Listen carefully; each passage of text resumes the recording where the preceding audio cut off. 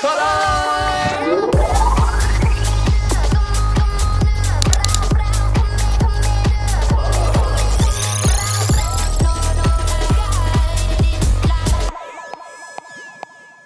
Hey everyone, welcome to the first vodcast series for SEM called Surviving the Jungle, where we invite different members of the SEM team to come in and chat and just catch up with them on life, their professions, what they're doing, and learning more about the business. So our first guest today is the one and only CEO of Special Effects Media, Mr. Danilo Acquisto. Woo! And probably the oldest person in the team. I hope you learned something today. I hope we get to share some knowledge that will leave you inspired or just learn something new about your industry and the work that you do. Thank you so much for being here today. Thanks for having me. Firstly, the latest news of you winning the radio award. Congratulations. Thank you. Yeah, thank you very much. Tell us more. Yeah, I'm not a very big advocate for winning awards simply because I think everybody should have some kind of internal measure of what success looks like or how much work they're putting in and shouldn't rely so much on other people telling you whether you're doing a good job or not. But what is really special is particularly at the SABC and at the radio station I work for,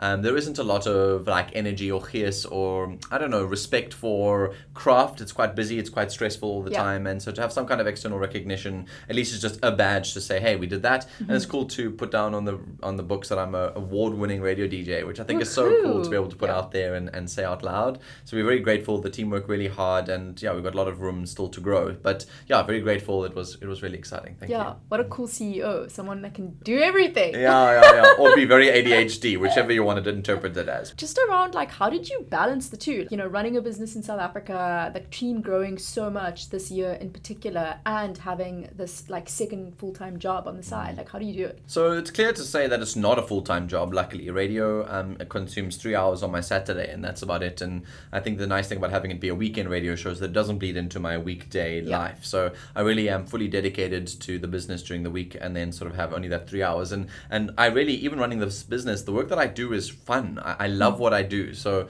it doesn't feel like it's this draining thing where I need to conserve my energy all the time because I just cannot stand waking up in the morning and doing it. I think coming to work gives me energy. Going to radio on the weekend gives me energy. It's lots of fun. And so I think the balance is easy to do. And I think for anybody who wants to start a business and build a business, I was reading some articles not too long ago, but what's quite interesting to note is if you look at some of the biggest brands in the world, you look at let's say, for example, Tesla and Elon Musk. Elon Musk has a way larger following than Tesla does. His personal brand is bigger than the brand that he obviously manages. And so I think most entrepreneurs do know that personal branding is a really big part of that. And so it is necessary for me to be in the public eye and to remain in the media because it allows us to open doors and see what's out there and listen to conversations and be recognized when you walk into rooms. Absolutely. So I think in some ways it's almost necessary for me to have this outside thing that I do as well to keep my name out in the market in a different capacity. And just yesterday, one of my beautiful friends, Leanne Williams, actually came up to me to say she heard SEM's name mentioned in a room with a really large celebrity who says that they think that we're the best agency in the country right now. And I was like, that's really special. So getting exposed to those sort of things in the radio world helps figure out how people view what we do and how we can impact traditional media as well. So balancing is easy because I love what I do and it's very easily compartmentalized. Obviously, if it bled into the week, it would be much harder. Yeah, absolutely. No, that's huge. I think such a huge moment for SEM and seeing how far the brand has come. How does it make you feel? Kind of thinking back to where you were and the company a few years ago to where we're at right now and going into 2024, basically how it started versus how it's going. How are you feeling? I want to cry a little bit, genuinely. I think it's honestly because I don't know how we got here. I don't know. It's not I don't know how we got here. I've always been very passionate. We've always hired very passionate people like yourself and others who are very creative and want to do good stuff. And I always knew I wanted to help people and solve problems, really. Didn't know how we were going to do it and was just kind of thrown into this whirlwind of setting up the business. We are 24 times the size we are now than we were in our second year of operation. We've only been around for 6 years. That's great. So our revenues are 24 times that in sort of 4 years. So to grow that at that kind of scale is insane. Then I remember stepping into the market thinking we were going to solve all of YouTube's problems in the country and we were going to be like the go-to space. And very quickly we were humbled. And to think where we are today, I can't thank anyone else other than God. It feels weird, but I do think that there has been some kind of outward blessing on this business. And I don't know what it is, but it's been really cool to work with the people we've got to work with and contribute the way that we have to see this growth. And I think I dreamt too small when we started the company, and we've always exceeded our expectations and our ability to do good work. It was never easy. I think there have been some really challenging times in the business, from the world experiencing a pandemic, and we were very new. We were a loss-making company during COVID. We became profitable during COVID. Can you believe it? But we were a loss-making company during that time. As most businesses are. And I think it was quite scary that we've had staff members go through really challenging personal endeavors that really affected the team, going through mental health challenges and other things. That was really, really difficult to manage. We've had resignations of really key staff members back to back during a critical time in the business, and you'll recall that. But we've had staff who've also gone on to work for Google and Yuppie Chef and Take a Lot and start their own businesses. And so how it started versus how it's going, it far exceeded my expectations. Amazing. I don't know how we've done this, and it's certainly not by my intervention. No, I think it is. Truly, I think that you as a leader, you put out an intention, and I think God blessed you, and I think every team member, new team member that has come into the team has been blessed in a specific way. Each person that comes in is special. Everyone that leaves is so special, but people that come in that I've seen, are just like, they really make this family. And I think each person... SEM, people say SEM is just such a nice place to be. Aside from the work that we do, the people, it's hard to leave because the people mean so much to each other, What do you think that is? What is it? I think to be honest, I think the team is just made up of really good-hearted individuals. Nobody is trying to catch someone out. No one's trying to push anyone under the bus. No one's trying to compete with other people in a unhealthy, nasty way. I think we all want to see each other grow and learn and thrive and be empowered. And to be honest, the team is young. You and the hiring team have. I think that's the one of the gifts of hiring a young team is that we don't kind of like unhealthy competitiveness. It's more on the healthy side, And youth unemployment is obviously at an all-time high, so it's really good to hire. It comes with its own challenges, obviously, trying to manage a young team. Oh my word, absolutely. And who have to learn skills and haven't been in the professional environment before, arriving on time for meetings, replying to Slacks on the day they sent to you, not 4 days later, project manage, all these other skills that take a lot of effort. But at the same time, it does bring in, I think, a dynamic and an energy that I think makes us special. In fact, I was brave enough to say that I don't think clients do work with us because our work is exceptional, which it is. But I don't think that's the only reason clients do work with us. I think they do work with us because of how we work. Absolutely. That sort of leaned in energy, that sort of approach of wanting to say, I will try, let's figure it out, we'll make it work. What about this and what about that? And it's allowed us to work with some really exciting brands. Absolutely. And I think a big thing at SEM is just, and you and Alex always mention this, that when you're here and when you choose this as your career, you're guaranteed going to grow in some way or form. And I think that is really appealing for young people. We want a space where we will be thrown in the deep end and we will be faced with really big challenges, and we'll be in a space that will feel supported, empowered, recognized, valued. So guys, SEM is the place to work if you needed a sign. Let's get to the value for you. Okay, enough about us, more about you and what you can learn. What is the company getting up to?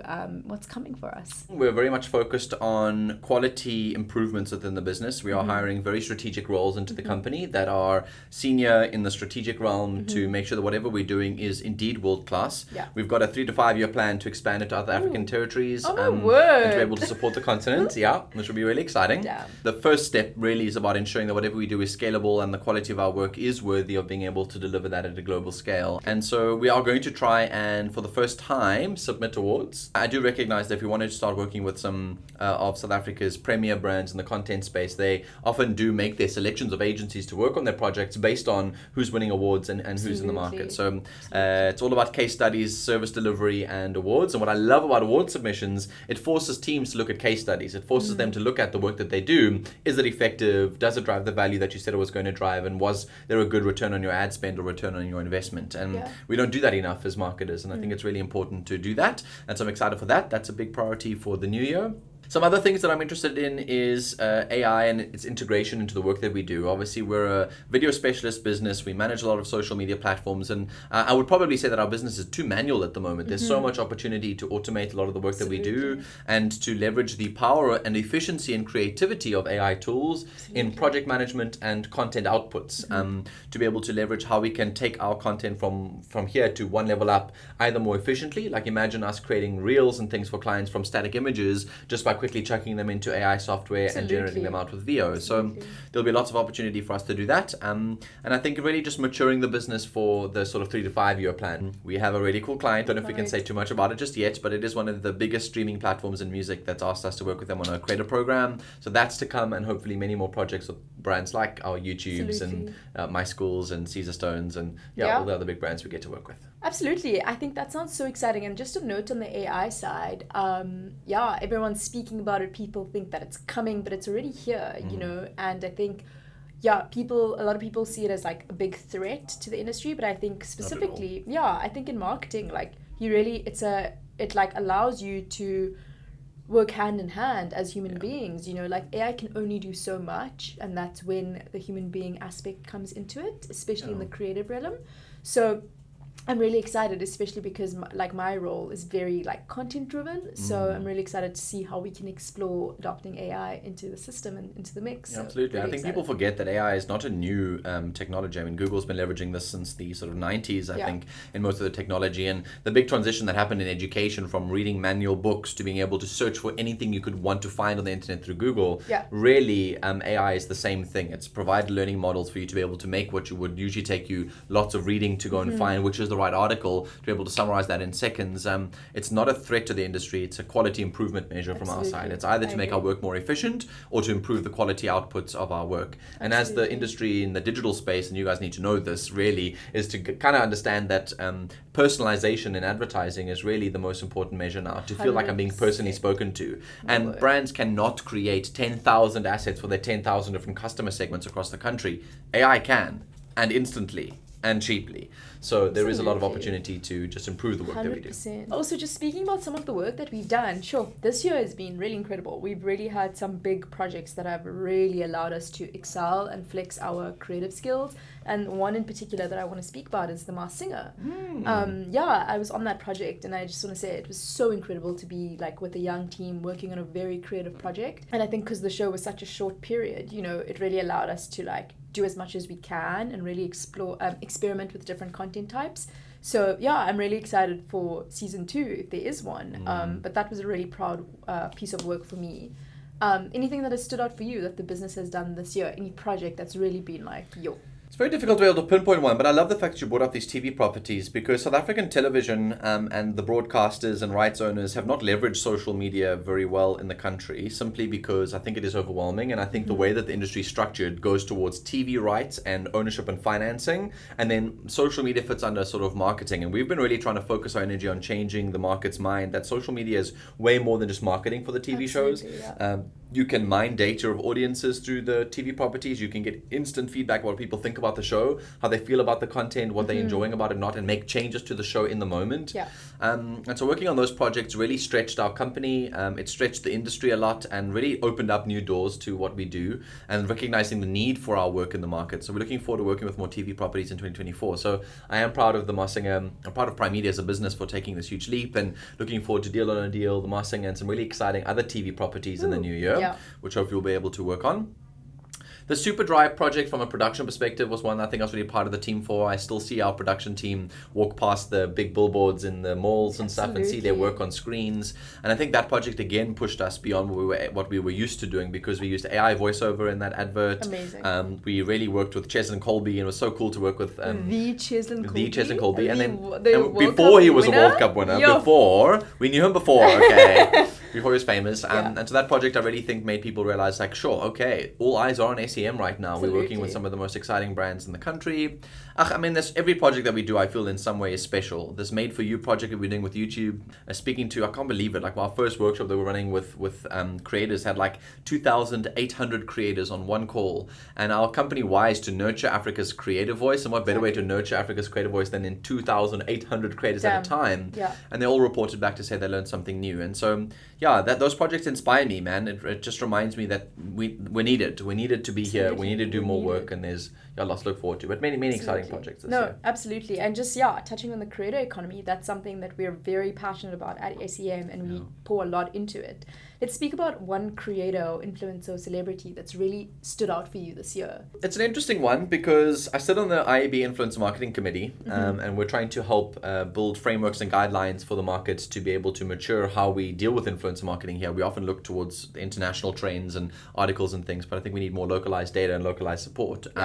And so sitting on that committee, we make a clear distinction between celebrities and social media content creators or influencers, so we sort of like to call them. And I think there is one person who I feel has translated their brand as a celebrity into a social media content creator so beautifully. And I find the content that they're doing really cuts through the noise, which we're really lacking at the moment in South Africa. 100%. Marketing, advertising, influencers are really struggling to cut through the noise. It all seems quite similar or the same. He's doing something really different, and I'm speaking to a friend of mine. I'm so glad I've known him for many years now, but Donovan Goliath is someone I'd really like to call out here because he's managed to take comedy and the work that he does as a comedian and his entrepreneurial brain and apply that to marketing. Yes, I know he has an advertising background, and so he's applied the narrative how to take brand messaging with a comic sort of stance on it and bring that into reality, and brands are really starting to realize that it does work. For me, a creator that's really stood out this year has been Tyler. Oh my word, a collab with Travis Scott. Make me sweat, make me harder. So dodgy the lyrics, but it's cute to sing out loud. Have you been practicing the dance? Of course. Guys, next IG trend. Part 2. Why I think she's been a great creator that's really stood out this year for me has been because I think she's really put South Africa on the map. Oh my, what the heck? What? If you don't know me, my name is Tyler. I'm from South Africa. All the kind of interviews that she's done post her video going viral, we really feel like she's held on to that South African identity in the way she speaks. Her accent hasn't changed by like a bit, and just her general like South African gestures. What makes her a good sort of creator to look up to? I mean, because obviously in some ways I'm so incredibly proud of Tyler and what she does for the music industry. And she went viral on social because of the song. Obviously, she's now released her EP and the song sounds good. And in February we'll have the full album out, which is great. But in terms of her digital strategy, was she not lucky to get that one song to go viral? Or do you think this was all planned and strategically worked towards, and she has like a team of people like us behind her helping her get to that point? Or did it happen by mistake and now everyone's capitalizing on this one viral moment that you couldn't control? Absolutely, great question. Personally, I don't think it was like a lucky moment. Tyler, she's in the music industry. You have to have an online presence if you want to be discovered. You know, you have to be on all the different platforms. She's a creator and a perfect example of someone who's out there putting stuff out, trying different practices, like really crafting her strategy, but not getting blown up as quickly as other creators. She's putting in the work, she's trying something new, she's being present on all social media, but she's crafting her niche. You know, she's working every day harder and harder on her niche, and that led her to going viral. It just shows if you're thinking out of the box and if you're really thinking, what can I do that's unique to the scene that I'm in? What can you do that's relatable? What can you do that's fun and trendy? And what can you do that can really spark conversation amongst other people? I think you're destined for success. And that measure of how long it took her is, again, another form of relatability, because I think there's tons of creators out there who are doing the same and just haven't found that breaking point moment for themselves. So if you are a creator, just some advice: keep going, keep crafting your niche, keep pushing, because your moment will come. We've seen it even with our brands as well too, that you need one breakout moment. We call it a hero content piece. It's that one thing that breaks through the noise, that builds an audience. And we've seen it even in our TV shows, right? In one of the TV shows, a bit more built for virality, because lots of celebrities, lots of surprise moments. One content piece goes viral. Then everything else just builds from there. And so all you need to do is keep consistent, that you have this backing. So when that one piece does go viral, it happens. It's happened to Eco Training with our brand. Once they got one of their content pieces, a leopard versus leopard lion attack or a leopard attack, surprise leopard attack, that was the one that got them viral. Now they have this massive following that they're keeping their consistent audience involved in. The Masked Singer had the same. Deal or No Deal has had the same with a 250,000 Rand win. Every brand or creator that has that one viral piece, you'll keep having these little viral moments, which will keep elevating the amount of people who follow you over time. But you still need that consistency to make sure that they're, you have a brand. Something to follow after. Spot quiz. What is the one thing that SEM will say that we're measured our success by? What are we trying to achieve as a company? We always say that we can close our doors. It's written down in our one-page everything. When African video creators and brands gain a seat at the global strategy table, that's when we know SEM has won.